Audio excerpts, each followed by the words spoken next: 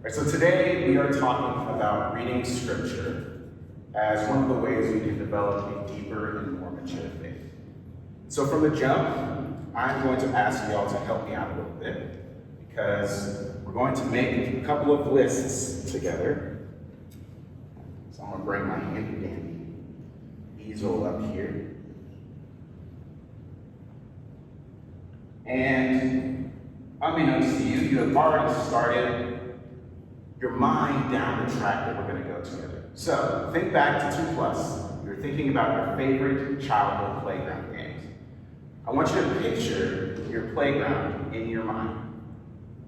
And tell me, what are some of the things on that playground? Just like shout them out to me. Slides. Stairs. Stairs? Stairs. All right, that's mad boring. Okay, stairs. Tire swings. Yes, monkey bars. Again, not fun. Wood chips. Is that what y'all called it? Yeah. Did anyone else call it anything weird? In my head, I was thinking spider web, but then I got nervous that that's not what anyone else called it. But y'all know what we're talking about, right? The spider web. We have room for one more.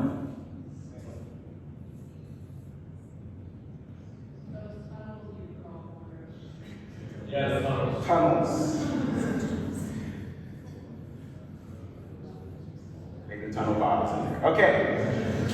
These are the things that you might find on a playground. Of course, there are more, like actual swings. Did y'all have like little rock climbing walls on your playground? I did, that was cool. Okay, so playgrounds have all of these kinds of features. Each of these was designed to fulfill a very specific purpose, probably by a person or a team. Yeah? Okay.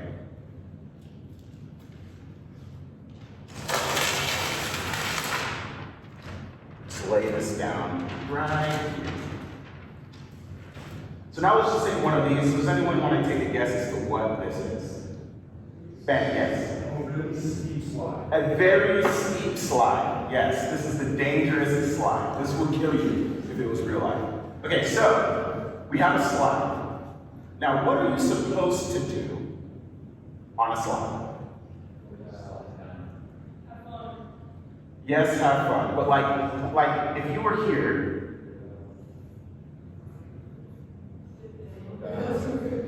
what do? You sit down, and what do? You go down the slide. Feet first, yeah? Okay, that is what you're supposed to do on a slide. Now here's the better question. What can you do on a slide? Climb up it, yes. Start at the bottom. And go up. What else? Yeah. Go face first. Face first, yes. We love that. That would be terrible on this slide, but it would be so fun. Yes. So this one slide I was going, and there's like a support beam going across. So you go halfway down, jump on the support beam, and then slide down. So go halfway down, grab the beam, jump off the beam into open space. Okay. Maybe one more thing that you can do on a slide. Face the slide, go tummy side down. Yeah. Feet first, but facing the wrong direction. I don't even know how to begin to draw. Yeah, like that. You're doing that. Yeah. I'm really surprised no one said slide down with multiple people. Or jump off the top of the slide. Did no one else do these things? Just me? How fun is jumping off the top of a slide? Try it and see what happens. It's the tallest thing in the playground, that's why you want to jump off. But obviously, as you can see, there are lots of things you can do on a slide beyond what you are supposed to do. The same thing is true for monkey bars, your tire swing, your stairs, apparently that's your thing. All of these things they're not limited to what they were supposed to be made for. And what you choose to do with a slide can either be liberating and fun or life-threatening. And I'm sure many of us have stories that fit into both categories. And so because of that, we know that the trick to maximizing your fun on the playground is not just doing what we're supposed to do all the time.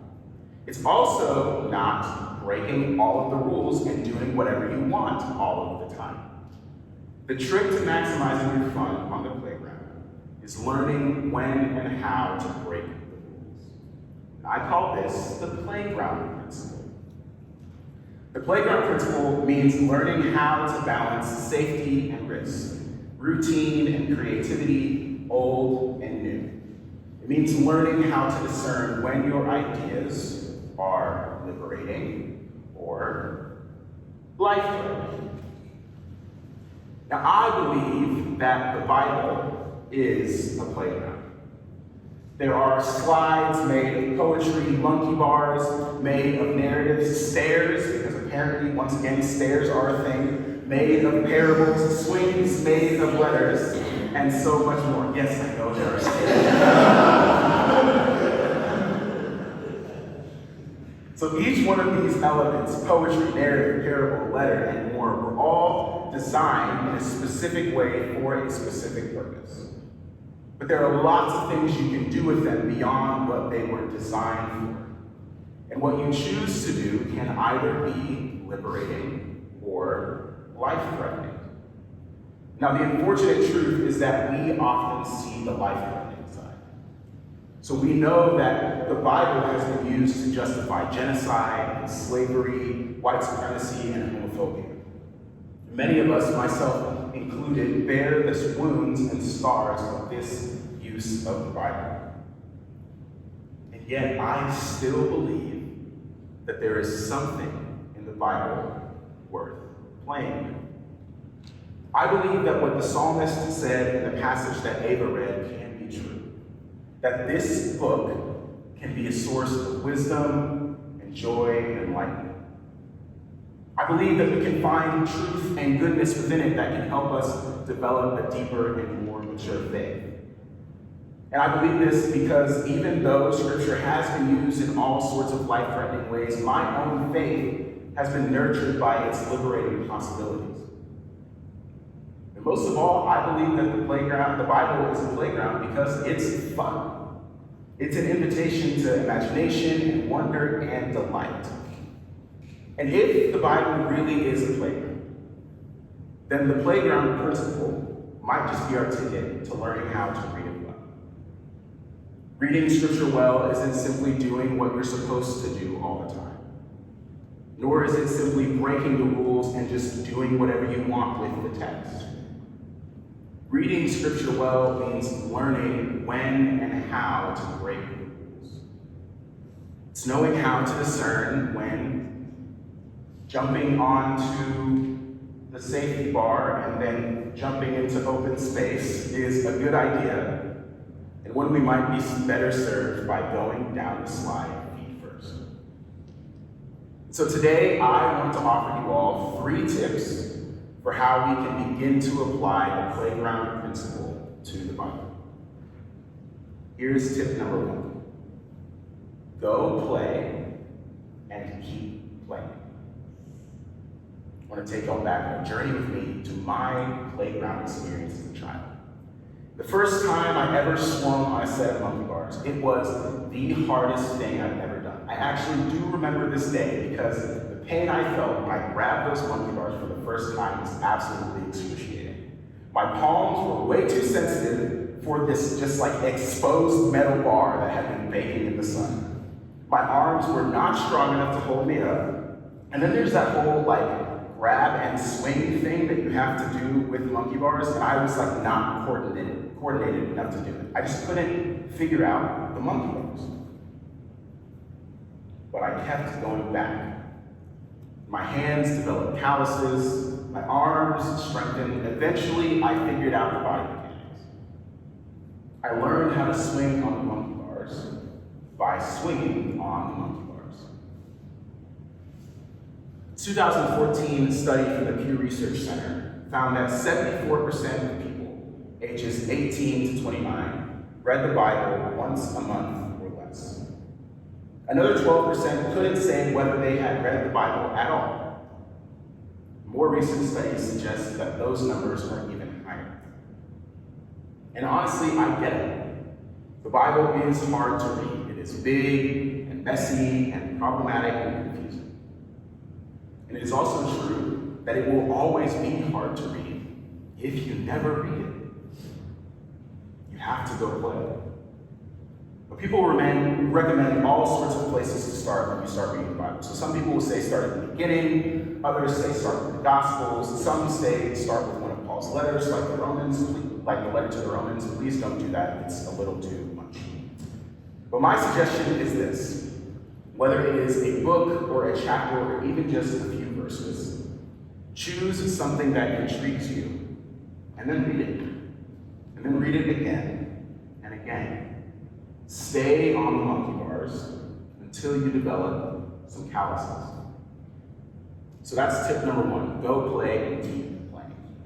Tip number 2 is choose a rule and break it. Now, after I mastered the basics of the monkey bars, my mind began to wonder, what else is possible? One day, I saw someone pull themselves through the gap in the bars and sit on the top. I thought, that's really cool. What if I ran on top of the monkey bars instead of swinging on them? Now, breaking the rules with Scripture often looks like this. We just have to ask a different question than the one we're supposed to. Now, let me give you a quick example using a story from the Bible. In Genesis chapter 22, we find a story that follows 2 characters, Abraham and Isaac, from their home to a mountain in the land of Moriah. Now, Isaac is Abraham's son. He is the fulfillment of a promise that God made to Abraham and his wife Sarah that they would have a child in their old age. Isaac's life is very, very precious. One day, God tells Abraham to sacrifice Isaac. Abraham chooses to obey, but he does not tell anyone, not even his son. So as the story goes, we journey with them up the mountain. Our stomachs sink as Isaac innocently asks his father why they have not brought a lamb with them to sacrifice. And then when we reach the summit, Abraham ties up his son, lays him on the altar, and grabs a knife. And as the knife descends toward Isaac's throat, a messenger from God stops Abraham, commends him for his faithfulness, and shows him, miraculously, a ram perfect for sacrifice caught in a nearby thicket. So Abraham unties his son, they sacrifice the lamb, and Abraham receives a blessing. Abraham is the main character in this story, and it would be natural to focus on Abraham while we're reading. But to me, that's kind of like just swinging from the monkey bars from below. But what if instead of Abraham, we focus on Isaac? We can break the rules for this story by asking, what is Isaac thinking as they walk up the mountain? What is he thinking as his dad ties him up and lays him on the altar? What does he say to his dad as they then walk down the mountain and back to their home together? We can take it one step further and think about someone who isn't even mentioned in this story, Sarah, Abraham's wife. What is she thinking when they leave? She doesn't know where they're going or why they're going there. What story would they tell her upon her return? What do you think she would do when she received the news that Abraham took her only son and almost slit his throat? We can even ask questions about God. Why would God ask Abraham to do this? What kind of God does something like that? asking a different set of questions is like climbing on top of the monkey bars to see if you can run across. You might end up like I did, falling on your ass and embarrassing yourself. Or you might find yourself sprinting across the monkey bars, having found a new and exciting way to play. You will never know.